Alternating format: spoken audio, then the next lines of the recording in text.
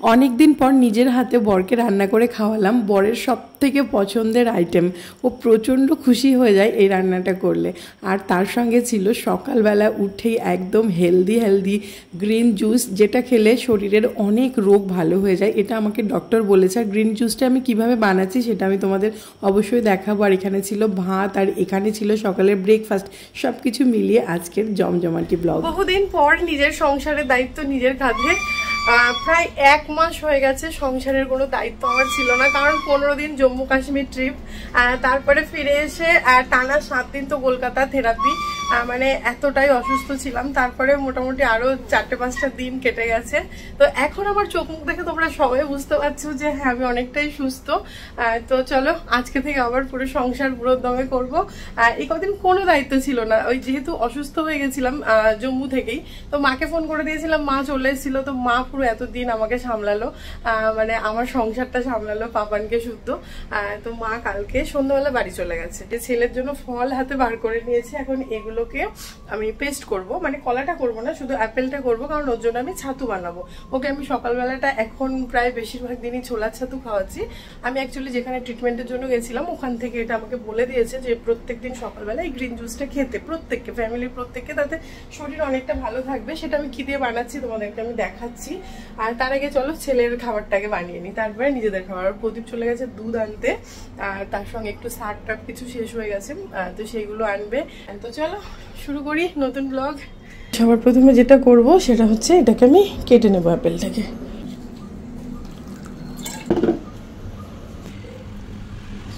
আমার ছেলে কিন্তু একদম অ্যাপেল খেতে চায় না। ওর যখন মুড হবে তখন হয়তো একটা গোটা অ্যাপেল নিয়ে কামড়িয়ে খেয়ে নেবে, কিন্তু এমনিতে খেতে চায় না। হঠাৎ হয়তো সেটা মাসে একদিন ওর মুড হলো, তো এই জন্য আমি কি করি, মাঝে মধ্যে ছাতুর সঙ্গে আপেলটা মিক্সড করে দিই।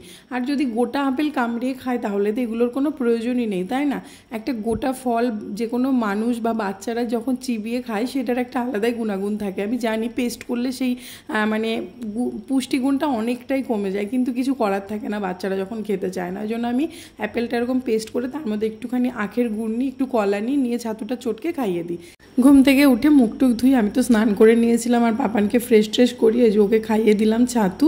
এরপরে হচ্ছে নিজেদের খাবারের জোগাড় করা। আর ঘুম থেকে উঠেই সবার প্রথমে আমার থাকে থাইরয়েডের ওষুধ, আর তারপরে এই যে দেখো গ্রিন জুসটা বানাচ্ছি। এই জুসটা না সপ্তাহে প্রায় 3 দিন মতন আমি চেষ্টা করি বানানোর, আসলে হয় না, কোনো সপ্তাহে 2 দিনও হয়ে যায়।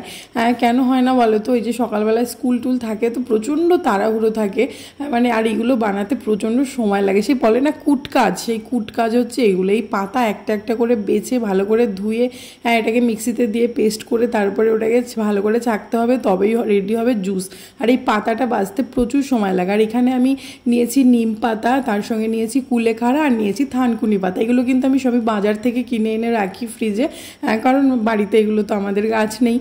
নিম পাতা গাছ থাকলে মাঝে মধ্যে নিম পাতা রস তোমরা খেতেই পারো, এটা বেশ দরকার শরীরের জন্য। আর এই যে তার সঙ্গে নিয়েছি দেখো কয়েকটা আমলকি। তো যেদিন যেদিন ঘরে থাকে আমি সেদিন করি, ওই যে ডেইলি করি বললে ভুল হবে, ব্যাপারটা করা হয় না। এবার যেদিন এইগুলো থাকে না সেদিন হয়তো ওই বাড়িতে কারি পাতা গাছ আছে, ওই কারি পাতা কাঁচা হলুদ পেস্ট করে একটু জুস করে খেলাম। কোনো দিন সেটাও সময় পেলাম না, সেদিন একটুখানি চ্যবনপ্রাশ আর একটু ডাবরের মধু আর তার সঙ্গে একটু গোলমরিচ আর তুলসী পাতা দিয়ে খেয়ে নিই। এটাও আমাকে খেতে বলেছে, যেহেতু আমার এই যে দেখছো তো আমার গলাটা কেন ভাঙা বসা, প্লাস হচ্ছে ওই ঠান্ডা লাগার প্রবলেমটা রয়েছে, তো ওই জন্য আমাকে বলেছে মাঝে মধ্যে সকালবেলায় মধু আর ওই চ্যবনপ্রাশ তুলসী পাতা এগুলো খেয়ে একটু গরম জল খেয়ে নিতে। তো ওই এক দিন এক রকম খাই, ডেইলি যে এরকম গ্রিন জুস খাই সেটা না, এটা ওই সপ্তাহে বললাম 2-3 দিন খাই। তো যাই হোক, এই গ্রিন জুসটা খেলে কিন্তু আমার প্রচণ্ড ফ্রেশ লাগে। প্রদীপও বলে যে শরীরটা খুব ভালো লাগে। সকালবেলা খেতে একটু কষ্ট হয়, মানে মুখটা মনে হয় যেন ব্যাস হয়ে গেল, মানে পুরো দিনটাই বেকার, কিন্তু না, এটা খাওয়ার পরে শরীরে এত শান্তি লাগে না, খুব ফ্রেশ লাগে, খুব আরাম লাগে।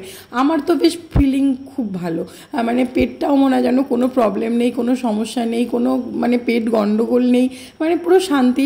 এইসব জিনিস যদি সত্যিই খাওয়া যায়, আমি তো নিজে খেয়ে বুঝতে পারছি অনেকটাই ভালো থাকা যায় এগুলো খেলে। তো এই যে আমার একদম গ্রিন জুস রেডি হয়ে গেছে, দুজনের 2 গ্লাস নিয়ে এবারে খেয়ে নেবো। খেয়ে জলটা খেয়ে তারপরে বানাবো ব্রেকফাস্ট।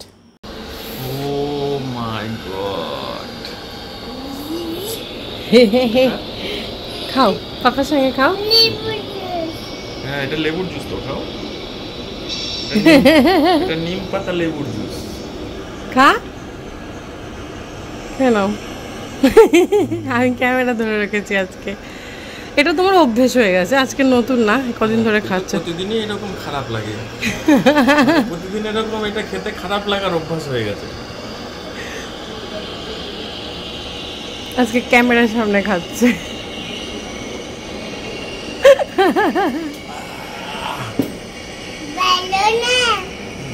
তুমি কি একটু খাবে?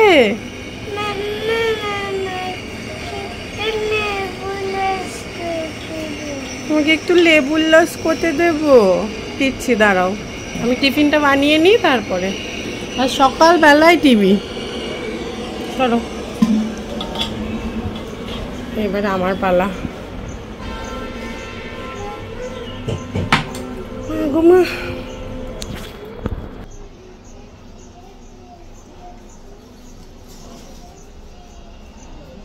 আর এই যে চলে এসছে বাজার, আজকে দেখো সবজি বাজার কিচ্ছু করেনি, কারণ সবজি বাজার আগের থেকে করাই ছিল বাড়িতে, তো আজকে কোনো সবজি দরকার ছিল না। আর দুধ আনতে তো যেতেই হয় সকালবেলা, একটুখানি কয়েকটা বাড়ি দূরে, তো বাজারও আমাদের কাছেই, তো ওই জন্য আর কি একবারে বাজার থেকে আমি বলেছিলাম যে ওই মুদিখানার কয়েকটা জিনিস আনতে হবে, একবারে নিয়ে চলে এসো। তো ওই দুধ আনতে গিয়ে একবারে সব কিছু নিয়ে চলে এসছে। দেখো এটা হচ্ছে প্রদীপ ইউজ করে শ্যাম্পুটা, আমি তো ইউজ করি না, আমি তো ওই যে পার্লার থেকে সেই দেয় প্রফেশনাল শ্যাম্পুগুলো, যেহেতু ওই চুলে স্মুথনিং করানো আছে সেই জন্য ওগুলো ইউজ করতে হয়। আর এই যে সার্ফ ছিল না, মানে টুকটাক জিনিস দেখবে মাঝে মধ্যে শেষ হয়ে যায়। আর সার্ফ যে এত লাগে ধরো সে আর বলার মতন না, প্রচুর কাছাকাছি হয়। আর আমরা যেহেতু একবার কোনো জামা কাপড় পরলে সেটা আর দ্বিতীয়বার পরি না, সেই জন্য প্রচুর কাছাকাছি হয় আমাদের, মানে প্রতিদিন বড় বড় গামলার প্রায় 1.5 গামলা করে কাচা হয়। তো যাই হোক, আর আমি সব কিছু গুছিয়ে রেখে নিচ্ছি, এরপর আবার রান্না বসাতে হবে, তার মধ্যে আবার ব্রেকফাস্টটা বানাতে হবে। আর ব্রেকফাস্টে আজকে ভেবেছি একটুখানি ওই সুজির উপমা করব, মানে উপমা ঠিক নয়, উপমা টাইপ কিছু করব। উপমা তো একটা অথেন্টিক রান্না যেটা সাউথ ইন্ডিয়ানরা করে, আমি কিন্তু সেটার বাইরে গিয়ে একদম নিজের মতন করে করবো। আর এই যে দেখো আমার বাড়ি কতক্ষণ গোছানো থাকে সেটা তোমরা দেখেই বুঝতে পারছো। এই যেরকম একটা দুটো করে বেরোবে, বেরোতে পুরো বালতি ধরে উল্টে যাবে, মানে এই হবে। তারপরে সেটা সারা ঘর ছড়াবে, তারপরে পাশের বড় বালতিটা উল্টাবে, মানে এরকম করে পুরো ঘর ছড়াবে। কতক্ষণ গোছাতে ভালো লাগে বলো? আর এত ছোট বাচ্চা, আমি অত গুছাইও না। এবার কি বলো তো, আমি যদি সবসময় সব গুছিয়ে বালতিতে ভরেই রেখে দিও, খেলবে কি দিয়ে, তাই না? বাচ্চাদের তো খেলারও দরকার আছে, কোনো সঙ্গী নেই, সাথী নেই, ওর সমবয়সী কেউ নেই, তো এইটুকু তো করতেই হবে ওদের জন্য। হ্যাঁ, নিজেদের একটু অসুবিধা হয়, কিন্তু ওইটুকু করতেই হবে, কিছু করার নেই। এটাই আমাকে আমার বাড়ির বড়রা বলে যে বাচ্চাদের খেলতে দিতে হবে, অত শাসন করলে চলবে না, যে সবসময় এটা করা যাবে না, ওটা করা যাবে না, চোখ দেখানো এ করা, এগুলো করা যায় না বাচ্চাদের সঙ্গে। তো আমি করিও না সবসময়, ওকে ওর মতন করে ছেড়ে দিই। এবার যখন খুব বদমাশি করে তখন হয়তো একটু বকি, কখনো ইয়ার্কি মেরে বকি, এই আর কি ব্যাপার। আর এদিকে আমি ওই যে সুজির উপমাটা করার জন্য যেটা করলাম, সুজিটা একটু হালকা ভেজে নিলাম, ঢেলে নিলাম। তারপরে দেখো এই সামান্য একটু ঘি দিয়ে দিলাম কড়াইয়ে, এটা আমি ঘিতেই করব, মানে ঘি দিয়ে করলে কিন্তু উপমার টেস্টটা অনেক বেশি ভালো আসে।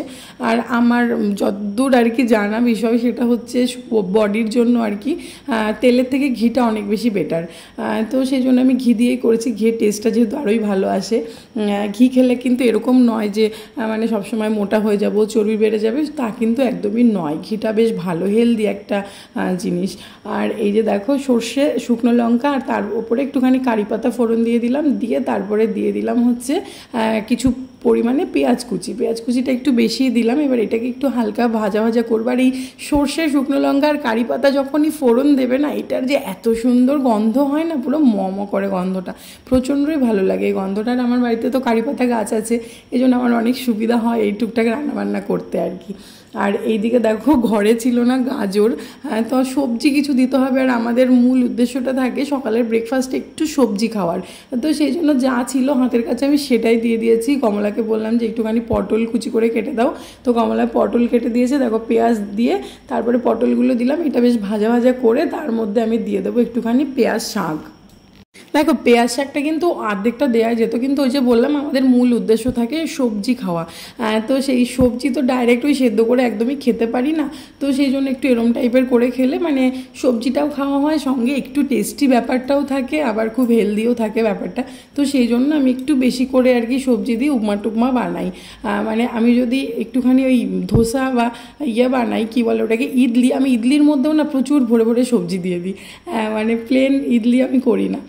তো যাই হোক, আর রিসেন্ট তো আমি ইডলিটা খুব কম বানাচ্ছি, এই যে শরীর টরীর খারাপ, তারপরে অনেকটাই কম হচ্ছে বানানো। আগে প্রায় দিনই ইডলিটা বানানো হতো। ইডলি ধোসা এগুলো আমার ভীষণ ফেভারিট খাবার, আমি না প্রদীপেরও, দুজনেরই আমাদের খুব পছন্দের খাবার। তো সেজন্য মাঝে মাঝে ব্রেকফাস্ট ওগুলো বানাতাম, আর ওগুলো খুব হেলদি হয় জন্যই মানে সকালবেলাটা খেলে ভালো লাগে শরীরটা। সকালবেলায় লুচি পরোটা এরম টাইপের কিছু খেলে পুরো দিনটাই কেমন যেন বেকার হয়ে যায়। তো যাই হোক, এ দেখো সব সবজিগুলো দিয়ে তার মধ্যে আবার সুজিটা দিয়ে দিলাম, দিয়ে একটুখানি ভালো করে নেড়ে চেড়ে জল দিয়ে দিলাম পরিমাণ মতন। আর সুজি রান্না হতে খুব কম সময় লাগে, এই জন্য জলটা একটু বেশি দিলাম, কারণ একটু 2-5 মিনিট ফুটলে আর কি সবজিটা ভালো সেদ্ধ হবে। আর ওই ভাজাতে তো অনেকটা সেদ্ধ হয়েই যায়। এই যে দেখো রান্না কিন্তু প্রায় হয়ে গেছে। আর নুন টুন একটু পরিমাণ মতন, আর সামান্য একটু মিষ্টি দিলে কেউ দেয়, যদিও আমি দিইনি এখানে চিনি, মানে একদম অল্প সামান্য, মানে 1 চামচ মতন দিলে একটা টেস্টের ব্যালেন্স আসে, কিন্তু আমি আর এখানে দিইনি আজকে। সবজিটাই বেশি বেশি করে দিয়েছি, বেশ ভালো হয়েছিল খেতে, তাতেও মানে টেস্টি হয় খেতে। মানে আমার পছন্দের যে এরকম এই মানে একটু কাদা কাদা টাইপের উপমা, এটা আমার বেশি ভালো লাগে। ঝুড়ো ঝুড়োটা মানে আমার গলায় আটকে যায়, একদম গলা দিয়ে নামতে চায় না। এইদিকে হচ্ছে এই যে কচু বসিয়ে দিলাম নুন দিয়ে, অল্প জল দিয়ে, মানে খাওয়া দাওয়ার পরে আর কি। তো এই যে এটা একটু বড় হাঁড়ি নিয়েছি, দেখো কচু রান্না করতে অনেক বড় হাঁড়ি লাগে। এটা আবার সেদ্ধ হয়ে গেলে কড়াইয়ের তলায় পড়ে থাকবে। আর এদিকে চালটা বার করেছি, কচুটা সেদ্ধ হোক টুকটুক করে, তারপরে এসে আমি একবার রান্নাবান্না করবো। এখন এই দেখো এইটার পেছনে আমাকে লাগতে হবে। এই দেখো এটা কি করলি দেখেছো তো, বাসনটা এনে কিভাবে কাজগুলো বাড়ায়, দেখো হাসিটা দেখো।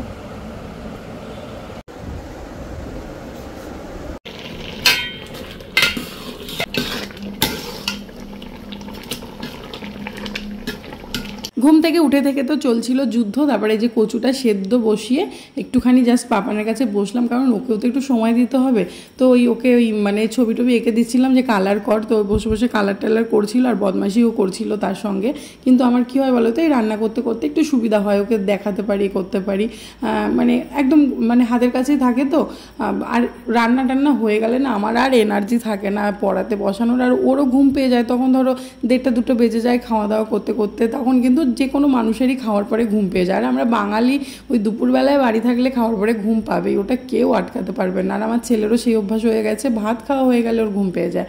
তো সেই জন্যই তারা মানে এই রান্না করতে করতে যেটুকু একটু মুখে মুখে পড়ানো যায় সেইটুকুই। আর এত ছোট বাচ্চা, এদেরকে আর কী বা পড়াবো, তাই না? মানে সেরকম তার প্রেশার দিয়ে পড়ানোও যায় না। এদিকে আমার রান্নাবান্না চলছে। আর এই দেখো আমার বর কিন্তু পুজো দিয়া কমপ্লিট করে ফেলেছে, কারণ ওর এটা কাজ, ও সকালবেলা ঘুম থেকে উঠেই পুজোটা দেয় প্রত্যেক দিন। আর আজকে যেহেতু ছুটির দিন, মানে স্কুল নেই, ওরও কাজ নেই সেরকম, তো সেই জন্য টিফিন করেই ও তারপরে পুজোটা দিচ্ছে, মানে দুপুরে ভাত খাওয়ার আগে। তাছাড়া আমাদের মানে টিফিনের আগেই ও পুজোটা দিয়ে ফেলে। আর এদিকে দেখো কচুতে জল ঝরাতে দিয়ে দিয়েছিলাম, তারপরে ভাত বসিয়ে দিয়েছিলাম। আর এইদিকে হচ্ছে তার মাঝখানে দেখো আমি পুঁই ডাঁটা দিয়ে আলু দিয়ে একটা সুন্দর চচ্চড়িও করে নিয়েছি। এটা একটু সর্ষে আর পোস্ত বাটা দিয়ে করেছি, আর কোনো মশলা দিইনি। এটা খেতে আমার খুব ভালো লাগে, যদিও এগুলো আমার সব খাওয়া বারণ।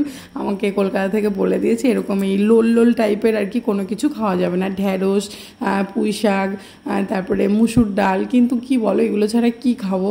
আর আমি এগুলো প্রচণ্ড ভালোবাসি খেতে। ঢ্যাঁড়সটা খাচ্ছি না, কিন্তু পুঁই শাকটা বলছি আমি লাস্ট একদিন খাবো, প্রদীপকে বলেছি, তো সেই জন্য আমি রান্না করেছি। আর মাঝে মধ্যে 1-8 দিন খেলে কি হবে বলো, তাই না? সেরকম কিছু হবে না।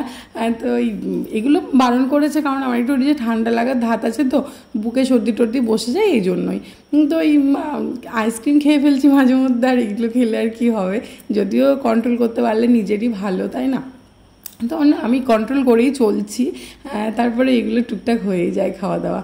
এই যে দেখো পুঁই শাকটা হয়ে গেছে, আর এইদিকে আমি এরপরে কচু শাকটা বসাবো। চলো কচু শাকের রেসিপিটা তোমাদের সঙ্গে একটুখানি ছোট্ট করে শেয়ার করে দিই।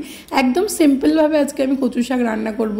নো নারকেল, নো ছোলা, নো কোনো কিচ্ছু না, একদম সিম্পলভাবে করব। আমি একটুখানি ছোলার ডাল সকালবেলায় ভিজিয়ে দিয়েছিলাম কচুটা কাটার সময়, তো সেটাকে মিক্সিতে পেস্ট করে নিয়েছি 2টো কাঁচা লঙ্কা দিয়ে, আর তার মধ্যে একটু নুন দিয়ে দিয়েছি। আর এই দেখো বড় বড় করে অল্প তেল দিয়ে আমি বড়াটা ভেজে নিচ্ছি, বেশি তেলে ভাজলে তো সেই তেলটা বড়া টেনেই নেবে আর সেই বড়াগুলো সব আমাদের পেটেই যাবে। ওই জন্য যতটা কম তেলে বড়াটা ভাজা যায়, দেখো সেই ততটা কম তেলেই আমি বড় বড় করে ভেজেছি আর ছোটো ছোটো করে ভাজিনি, কারণ আমি বড়াগুলো পুরো ভেঙে কচু শাকের মধ্যে দিয়ে দেবো। আর এই যে দেখো কচু শাকটা পুরো কিন্তু আমি একদম টিপে টিপে জলটাকে ঝরিয়ে নিয়েছিলাম, তারপরে অল্প পরিমাণে তেল আর একটুখানি লঙ্কা আর কালো জিরে ফোড়ন দিলাম। আমি কিন্তু কচু শাক সবসময় কালো জিরে ফোড়ন দিয়েই করি, অনেকে জিরে টিরে দেয়, অনেকে পাঁচ ফোড়নও দেয়, কিন্তু আমার কিন্তু কালো জিরে ফোড়নের ফ্লেভারটাই কচু শাকের মধ্যে ভালো যায় বলে মনে হয়, আর টেস্টটা অনেক ভালো আসে। ফোড়নের ওপরে যে কোনো রান্নারই কিন্তু দেখবে একটা সুন্দর গন্ধ মানে নির্ভর করে, তো সেই ফ্লেভারটা তুমি কি ফোড়ন দিচ্ছ এবং কিসের সঙ্গে কি যাচ্ছে সেটার ওপরে ডিপেন্ড করে। তো আমি কালো জিরেই ফোড়ন দিই। তোমরা কে কী ফোড়ন দাও কচু শাকে অবশ্যই কমেন্টে জানিও। আর এই যে দেখো মানে কচু শাকটা দিয়ে তার মধ্যে একটুখানি নুন, হলুদ, একটুখানি জিরের গুঁড়ো, আর তার মধ্যে আমার বাড়িতে বানানো একটা মশলা থাকে, সেটার মধ্যে ওই ভাজা মানে গোটা ধনে, গোটা জিরে, গোটা গরম মশলা, একটুখানি জয়িত্রী, জায়ফল সব কিছুই থাকে, সেই মশলাটা আমি দিয়ে দিই। তাহলে কী হয়, ফ্লেভারটা খুব ভালো আসে। এটা আমি প্রায় সব রান্নাতে ইউজ করি। আমি মশলাটা সেরকমভাবে একটা বানাই, কমন মশলা, আমার আলাদা আলাদা করে আর মশলা দেওয়ার দরকার হয় না। তার মধ্যে তেজপাতাও থাকে, খুব সুন্দর গন্ধ হয় সেই মশলাটার। আর এই যে দেখো সব মশলা টশলা দিয়ে কচু শাকটা মানে সুন্দরভাবে একদম রেডি করে নিয়েছি, আর একদম তেল তেল ছেড়ে এসছে, দেখো কড়াই থেকে কিন্তু ছেড়ে ছেড়ে যাচ্ছে। যখন মনে হবে যে কচু শাকটা সুন্দর হয়ে গেছে তখন বড়াটা দিয়ে দিলাম, তারপরে বড়াগুলো একদম খুন্তি দিয়ে নেড়ে নেড়ে ভেঙে দিলাম। এর মধ্যে কিন্তু গোটা বড়াও আছে, গোটা মানে একদম ফুল গোটা নয়, টুকরো টুকরো, মানে মুখে পড়বে ভাত দিয়ে মেখে খাওয়ার সময় খুবই ভালো লাগে। এই বড়া দিয়ে এরকমভাবে কচু শাক করে খেয়ে দেখবে তোমরা। ছোলা দিয়ে কচু শাক তো প্রচুর খেয়েছো, কিন্তু আমার ওটা একদমই ভালো লাগে না, আমি আগেও বলেছি। এইভাবে তোমরা ছোলার ডাল বেটে বড়া করে তারপরে তোমরা কচু শাকটা অবশ্যই ট্রাই করো, তারপরে জানিও কেমন লাগলো। আর হ্যাঁ, নামানোর সময় চাইলে তোমরা একটু শাহি গরম মশলা ছিটিয়ে দিতে পারো, কিন্তু আমি যেহেতু ওই যে মশলাটা দিয়েছি ওটার মধ্যে তো গরম মশলা ছিলই, এই জন্য আমি আর নামানোর সময় কিছু দিইনি, শুধু একটুখানি চিনি দিয়েছি। চিনিটা কিন্তু মাস্ট কচু শাকে, নামানোর আগে একটু চিনি দিয়েছি। চিনিটা আমি বোধহয় ভিডিও করতে ভুলে গেছি, না এখানে ক্লিপটা তো আমি দেখতেই পেলাম না। যাই হোক, একটুখানি চিনি দিয়ে নেড়ে চেড়ে নুন মিষ্টিটা চেক করে নামিয়ে দেয়, আর কিচ্ছু না। কচু শাক রান্না ভীষণ ইজি, ভীষণ ইজি। যারা কচু শাক খায় না তারা ভাবে কি কঠিন ব্যাপার, কিন্তু কোনো কঠিন না, কোনো তেঁতুল লেবু কোনো কিচ্ছু লাগে না কচু শাকে, তাতেও গলাও ধরে না, কিছুই ধরে না। আমি তো কোনো দিন ওই তেঁতুল লেবু টেবু দিয়ে রান্না করি না, কিন্তু গলা টলা কিছুই ধরে না। যা বাজারে কেনা যে কচুগুলো থাকে ওগুলো তো কোনো দিনই গলা ধরে না, শোলা কচু বলে ওগুলোকে।